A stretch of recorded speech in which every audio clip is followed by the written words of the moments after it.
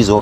اس وقت یہ عاجز اور ہمارے عزیز رفیق امیر معاویہ قاسمی صاحب مفتی صاحب ہم دونوں ترکی زیارت کی غرض سے یہاں حاضر ہوئے تھے.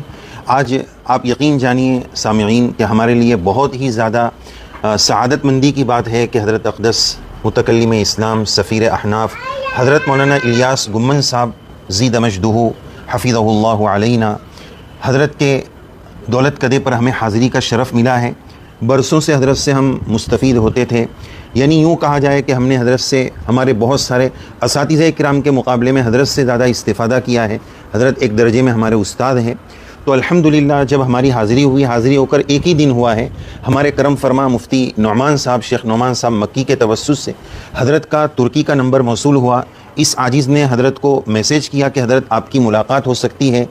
مفتی نعمان صاحب نے ہمیں یہ بتایا تھا کہ حضرت بہت سادگی والے ہیں اور وہ نزاکتیں جو بہت سارے جگہوں پر ہمیں نظر آتی ہے، اللہ معاف کرے ہمارے علماء میں، وہ یہاں نہیں ہے. تو جیسا نعمان صاحب نے کہا ویسا ہی حضرت کو ہم نے پایا، میسیج کیا اور فوراً چند منٹوں میں حضرت کی طرف سے جواب موصول ہوا.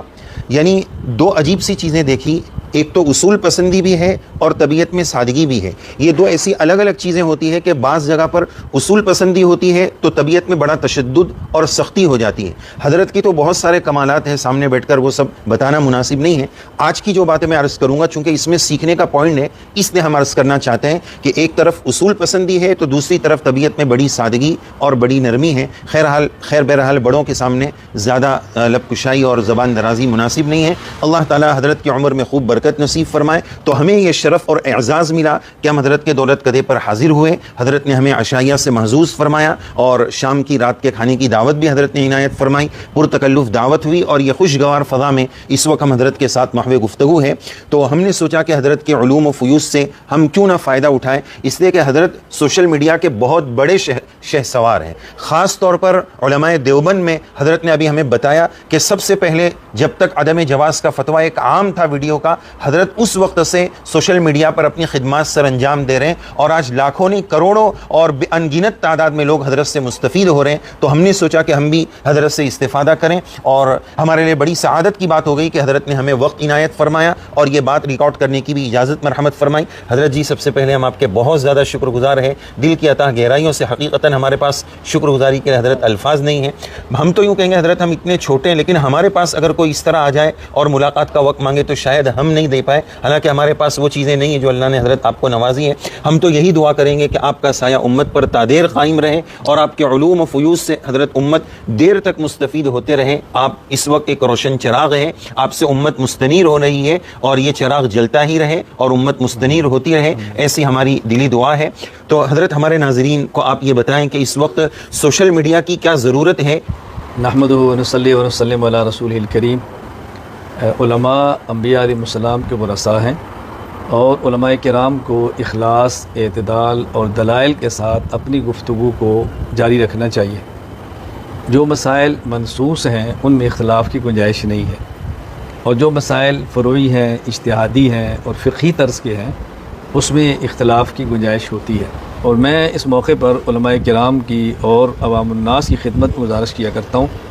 میں اس گفتگو میں نہیں پڑھتا کہ ویڈیوز کا مسئلہ جواز کا ہے یا عدم جواز کا ہے. میں سمجھتا ہوں کہ گفتگو یہ ہے کہ ویڈیو کی اس وقت ضرورت ہے یا ضرورت نہیں ہے. سوشل میڈیا پر ضرورت ہے یا ضرورت نہیں ہے، چونکہ اس وقت باطل کی یلغار ہے، فکری، اعتقادی، عملی اور ہر پہلو سے. اور انہوں نے سوشل میڈیا کو بطور ہتھیار کے عالم اسلام کے نظریات اور مسلمانوں کے خلاف استعمال کیا ہے. تو ہمیں سوشل میڈیا کو میڈیا ہی نہیں بلکہ اہل حق کی امداد اور نصرت کے لیے بطور ہتھیار استعمال کرنا چاہیے. اس لیے جو علماء میڈیا پر آ کر کام کرنے کے قائل ہیں وہ اپنا کام کرتے رہیں، اور جو حضرات میڈیا پر آ کر کام کرنے کے قائل نہیں ہیں وہ کام اس طرح نہ کریں، دوسری طرح کریں. تو دو قسم کے افراد ہیں، ہم دونوں کی قدر بھی کرتے ہیں، دونوں کا احترام بھی کرتے ہیں، اس اعتبار سے کہ ہر شخص کی اپنی رائے ہے. اگر میں اپنی رائے کو اخلاص کی بنیاد پر سمجھتا ہوں تو میں دوسرے حضرات کی رائے کو بھی اخلاص کی بنیاد پر ہی سمجھتا ہوں. تو اللہ تعالی ہمیں اخلاص، اعتدال اور دلائل کے ساتھ اپنے کام کو جاری رکھنے کی توفیق عطا فرمائے اور ہم ایک دوسرے کی قدر کریں، ایک دوسرے کا احترام کریں اور اختلاف کو اختلاف کے درجے میں رکھ کر کام کریں گے تو انشاءاللہ بے حد فائدہ ہوگا. جی میں اپنے تمامی ناظرین سے یہ کہنا چاہتا ہوں کہ آج دیکھیے صراط مستقیم کورس جو آپ لوگ پڑھ رہے ہیں اب تک، اور الحمدللہ آپ لوگوں نے بہت فائدہ اٹھایا، اور آپ لوگوں نے سنا ہوگا میری زبان سے کہ صراط مستقیم کورس کیسا ہے اور یہ کہاں سے آیا. تو جب بھی میں نام لیا کرتا تھا وہ آج ہم سب کے استاذ ہمارے بیچ موجود ہیں. تو میں چاہوں گا کہ درخواست کروں گا کہ جتنے بھی آپ کے جو شاگرد اور جتنے بھی شاگرد حضرات ہیں آپ ان کے لیے تھوڑے سے دعائیں کریں. میں مولانا نے جو مفتی صاحب نے صراط مستقیم کورس کے حوالے سے بات کی ہے، تو صراط مستقیم کے حوالے سے 3 باتیں سمجھنی چاہیے. نمبر 1، صراط مستقیم کا معنی کیا ہے. نمبر 2، صراط مستقیم کی علامات کیا ہیں. نمبر 3، صراط مستقیم پر چلیں تو اس کے انعامات کیا ہیں. صراط مستقیم کا معنی میں مختصر لفظوں میں یوں کیا کرتا ہوں کہ ہمارے یہاں 3 لفظ استعمال ہوتے ہیں. نمبر 1، حد سے گزرنا. نمبر 2، حد سے اترنا. نمبر 3، حد پہ رہنا. اس کو عربی میں ان الفاظ سے تعبیر کرتے ہیں کہ حد سے گزرنا افراط ہے، حد سے اترنا تفریط ہے، اور حد پر رہنا اعتدال ہے. اور شریعت مطہرہ میں انہی چیزوں کو ان لفظوں سے استعمال کرتے ہیں. حد سے گزر جانا الحاد ہے، حد سے اتر جانا یہ بدعات ہے، اور حد پہ رہنا اہل سنت والجماعت ہے. اسی حد پہ رہنے کو ہی اہل سنت والجماعت اور صراط مستقیم کہا جاتا ہے. اور اس کی علامات کیا ہیں؟ وہ راستہ جس پر انبیاء علیہ السلام چلے، وہ راستہ انبیاء کے بعد جس پر صحابہ کرام چلے، وہ راستہ صحابہ کرام کے بعد جس پر شہداء چلے، اور وہ راستہ جس پر صلحاء اور اتقیاء چلے ہیں. یہ علامت ہے آسان ترین صراط مستقیم کی. اور اس پر انعامات کیا ہیں کہ جس طرح دنیا میں افراط اور تفریط سے بچ کر معتدل راستہ اختیار کرنا نہایت مشکل ہے، تو جو شخص افراط اور تفریط سے بچ کر اس مشکل راستے پہ چل پڑتا ہے تو اس صراط مستقیم کی عملی صراط مستقیم کی مثالی صورت قیامت کے دن پل صراط ہے. اللہ تعالیٰ اس کو اس کی برکت سے پل صراط سے گزار دیں گے، نہ وہ دائیں گرے گا نہ وہ بائیں گرے گا. اللہ تعالیٰ ہم سب کو صراط مستقیم پڑھنے کی، سمجھنے کی، اپنانے کی توفیق عطا فرمائے. حضرت میرا یہ سوال ہے کہ امت میں دینی بیداری مزید پیدا ہو. آج عوام میں جو انحطاط دینی اعتبار سے تنزلی آ رہی ہے، تو اس کی دور کرنے کی علماء کو کیا کیا کوشش کرنی چاہیے، کس کس لائن سے کوشش کرنی چاہیے؟ میں سمجھتا ہوں کہ عوام میں دینی بیداری پیدا کرنے کے لیے خود علماء کا دین پر عمل کرنا بہت ضروری ہے. صرف مسائل کو سیکھ لینا اور مسائل کو بیان کر دینا کافی نہیں ہے. عالم کی زندگی بہت مضبوط ہونی چاہیے. عالم کی خلوت، عالم کی جلوت، عالم کی تنہائی شریعت کے مطابق ہو. جب بات دل سے نکلتی ہے تو اس کا اثر انسان کے دل پر پڑتا ہے. اگر ہم یہ چاہتے ہیں کہ عوام میں دینی بیداری پیدا کریں اور عوام میں دین کی خدمات سر انجام دیں، تو ہمیں اس بات کا اہتمام کرنا چاہیے کہ ہمارا علم بھی پختہ ہو، ہمارا عمل بھی پختہ ہو، ہمارا اہل اللہ سے تعلق بھی ہو. خلوت میں رونا، اللہ سے مانگنا، اللہ سے تعلق قائم کرنا یہ بھی ہو، اور پھر کام تسلسل کے ساتھ ہو. جس کام میں 3 چیزیں پائی جائیں اس کا نتیجہ اللہ تعالیٰ دنیا میں ضرور عطا فرماتے ہیں. نمبر 1 کام ٹھیک ہو، نمبر 2 اللہ کے لیے ہو، اور نمبر 3 مسلسل ہو. کبھی کام ٹھیک نہیں ہوتا، جب کام غلط ہے تو اللہ کی مدد کہاں سے آئے گی. کبھی کام ٹھیک ہوتا ہے لیکن اللہ کے لیے نہیں ہوتا، دنیاوی اغراض کے لیے ہوتا ہے، اس پر اللہ کی مدد کیسے آئے گی. کبھی کام ٹھیک بھی ہوتا ہے، اللہ کے لیے بھی ہوتا ہے، لیکن مسلسل نہیں ہوتا، اس پر بھی اللہ کی مدد نہیں آتی. تو کام ٹھیک ہو، اللہ کے لیے ہو اور مسلسل ہو تو اللہ تعالیٰ مدد فرماتے ہیں. 2 چیزوں کا خیال کرنا ضروری ہے.